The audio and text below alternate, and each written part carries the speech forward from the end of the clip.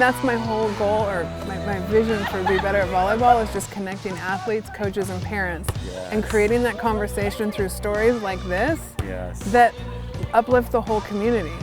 And the whole thing about growing the sport is that you're not going to grow the sport in the same little area that it's always been played. And hats off to the legends. Like, I love them. I love watching them play.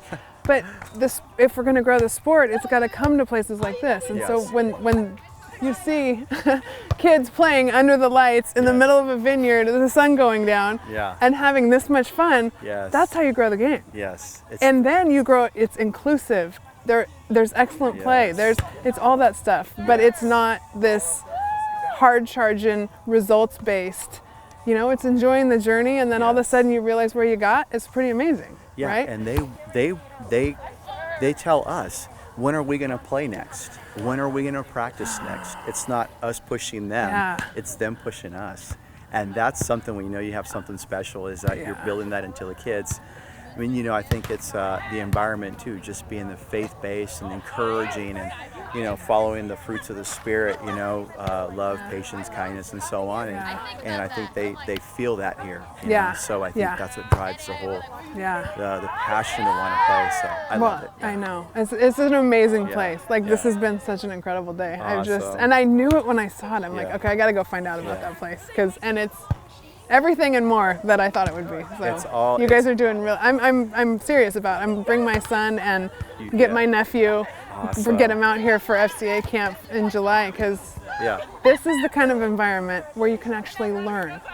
You know, if you're a beginner, you're met with kindness. You're met with, you know, like, come out and play with me, make them comfortable, and everybody gets better.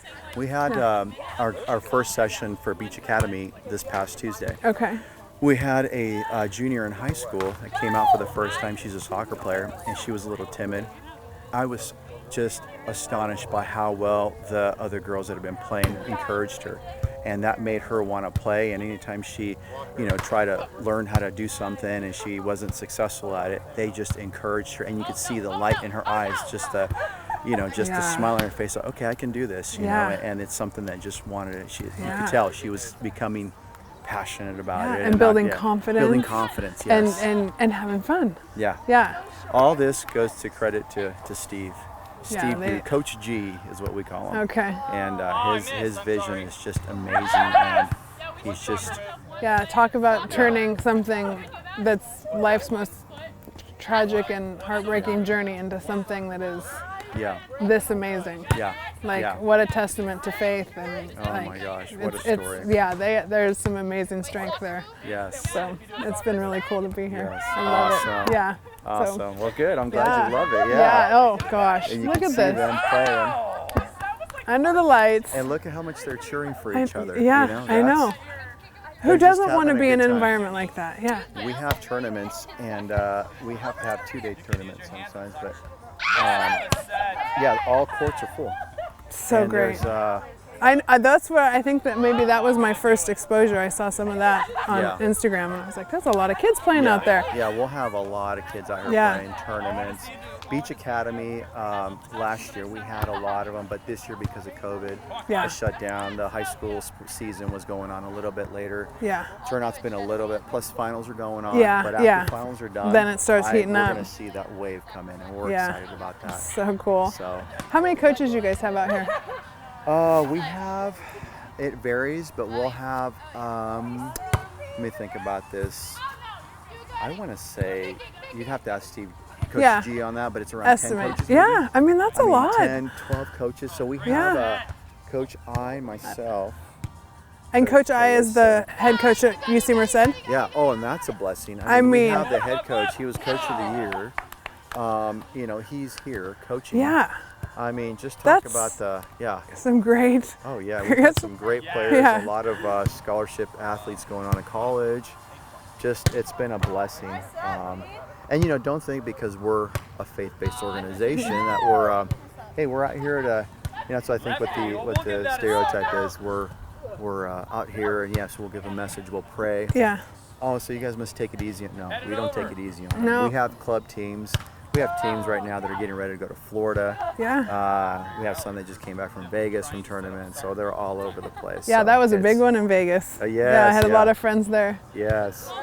So we have Florida going on, and we have a lot of teams going over there, and that's going to be, I think it's a span of over 3 to 4 weeks or something. Yeah, that AAU is a big one. I've taken my daughter there. Yeah. It's a lot of fun. And those are the memories. Like, I loved him talking about renting a house and eating together and staying all together in an Airbnb. Like, it's incredible. It's you know? building community, building relationships, and goes down to just adding value to people's lives, especially nowadays, you know, with so much negativity going on. You hear the news, it's all negative, and this, you know, there was I remember one practice where we had some of the kids come out, and somebody had said, "Coach, I've been looking forward to practice since the last time we left practice." I put a lot of pressure. I was like, "Okay, now I got to make it good." But that's how much they love to come out. Yeah. And so having this outlet, especially in the last year, I mean, there's a lot of relieved pressure, a lot of mental health adjustment, and ability to just move and have fun and not be locked down. Like, they need the social engagement, like, so much. Yeah, we had you know, Zoom was a big you know, big thing in school, and they would be at home. You know, off topic, this is a funny story. I had 2 setters on my club team. We had she was doing a Zoom. She was doing PE basically, and she sprained her ankle pretty bad. And so I says, "Okay, how'd you do it? What were you doing?" She says, "I was doing gymnastics." I said, "Gymnastics? You guys do gymnastics in high school?" She says, "No, I was on my Zoom." And she did it over Zoom. I was like, "Oh no, I'm so sorry." Anyways, like unsupervised PE. I know, I was like, "Oh no." But, there's Zoom PE has not been Zoom PE is not like this. Yes, exactly. To get them active, they're all That was the one-liner of the weekend. Zoom PE is not like this.